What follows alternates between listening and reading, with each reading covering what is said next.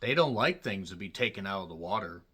I'm John Renton with the Retro Review Blood Tide from 1982, written and directed by Richard Jefferies, who would go on to write movies like Cold Creek Manor. That explains so much about the writing in this particular movie, the lack of horrors, the lack of thrills, and the lack of really any sensible storytelling. I wonder if you can guess how I felt about Blood Tide, a film that I had actually never heard of until I found it on Amazon Video for free. So I decided, well, that's okay. Obscure movies from the 70s and 80s aren't all that bad. They could be pretty good. It could be a hidden gem, or it could be a turd in a goddamn punch bowl, like Blood Tide was. So anyway, this is also written by Nico Mastercus, who would end up doing a bunch of schlock. I mean, look at his goddamn filmography. Good goddamn Christ. Speaking of filmographies, Martin Kove, yes, the man from Karate Kid, plays Neil. And he is looking for his sister, played by Deborah Shelton, who I have to say looks very, very nice in this. And also Mary Louise Weller looks good as well. Almost said Mary Louise Keller, but decided to catch myself before I went on the Helen Keller trip. Remember what Helen Keller named her dog? If you know that joke, you get it. It's mean. But it's also a lot funnier and a lot better than anything that was written for this movie. So you also have James Earl Jones, who plays a man named Fry. He's a Fry guy, as it were. He has a blonde associate named Barbara, played by Lydia Cornell. And there's this little Greek island where Madeline, played by Deborah, ends up going there. Neil is looking for her and trying to bring her home, but there are certain ties to some kind of ritual that involves an ancient monster in a cave that's freed because of actions, and then, eventually stuff sort of happens. It limps to its conclusion.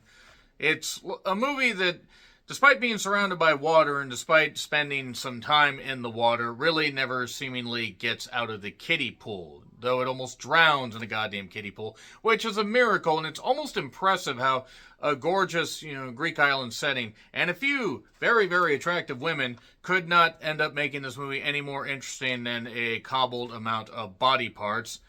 They really have no connection. I mean, there are characters who are seemingly acting in totally different movies, and eventually we get the monster reveal, and look, I know the film probably had a small budget, but good God, that monster looked like shit even for 82 standards.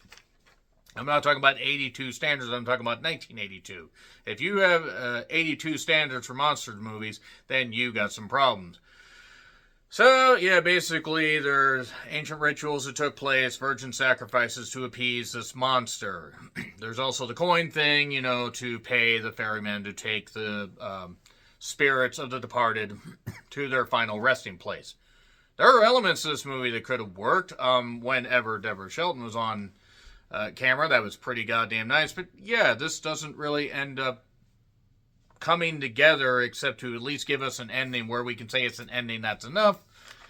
And besides, again, the aforementioned beautiful Greek island setting, there's not much to this. It's on Amazon if you want to check it out, and that's basically your spoiler-free premise. So nevertheless, I'm going to get into spoilers, which really won't take very long because there's not a lot to this. There you go. So, Madeline felt drawn to the island, and Fry, played by James Earl Jones, just seems to be a character from an entirely different movie. It's actually kind of shocking. He's a scuba diver that ends up going into this cave, and he's been going in there to get certain, treasures and certain things, and he ends up blowing up the, blockade for the cave that frees this monster to not really do much of anything. A couple people get killed in very badly edited ways, and sure, you don't want to show the monster too much if it doesn't look impressive, or maybe you could just be smarter with your camera tricks. This movie tends to cut away from a lot of the violence. I mean, there's some blood in the water, and that's about it. The instant James Earl Jones gets introduced, he's acting his ass off. It just doesn't seem to work for this movie. Martin Cove's fine, I guess. The aforementioned three attractive women, they do okay. There's really not much to sink your teeth into here. Madeline's nightmares are tied to the original sacrifice because it turns out that she is going to be used as this virgin sacrifice in case the monster gets released, I guess.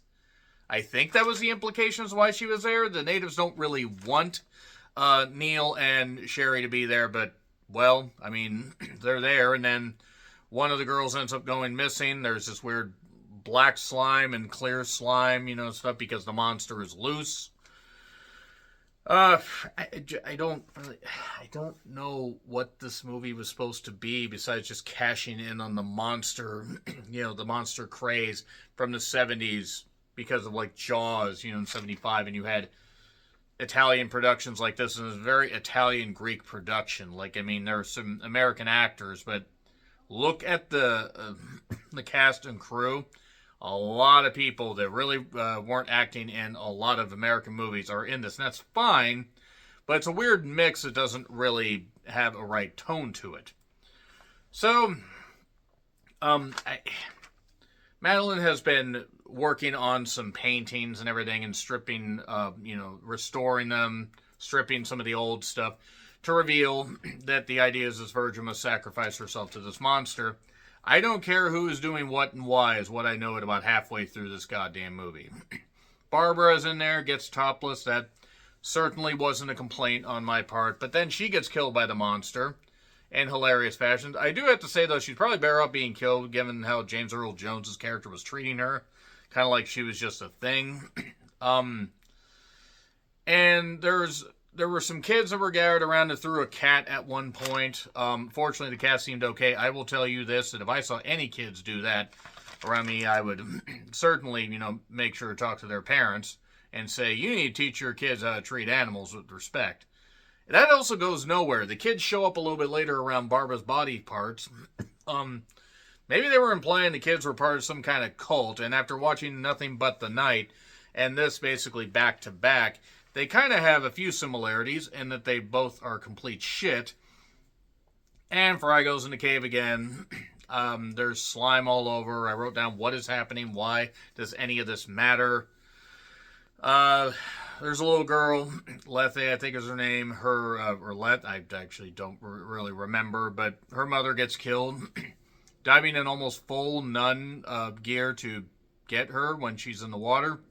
Fry ends up freeing her. Fry has a weird character arc because eventually I think he realizes that he fucked up stealing the coins that were supposed to be for the bodies to carry on to the other side, and also the fact that he blew up the cave wall blockade that was trapping this monster that I think the monster probably could have just swam under it because it didn't really seem like the wall went all the way to the ground. And Fry's freaking out because of all this. Martin Coe's character is a little bit confused about why his sister's acting this way. The nuns are all killed. It's nunsensical deaths all over the place. Madeline goes to sacrifice herself in the cave, takes the coin, is freaking out. She's got the weird mark on her head. But then Fry shows up and is going to blow up himself and the cave. Tells Neil to get his sister out of there. The monster bites James Earl Jones in the groin, seemingly, but he manages to blow that up, so there you go.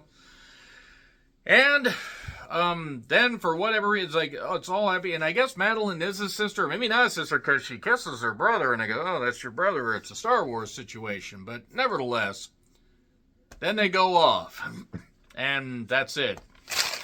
The coins are dropped in the ocean, and that's it. We're done, that's Blood Tide. I don't really know what else to say about this. It wasn't very good. Agree, disagree, what I said, like, share, subscribe, Twitter, Letterboxd, Blue Sky handles in the description. I'm Charles Ritlin. I'll see you soon.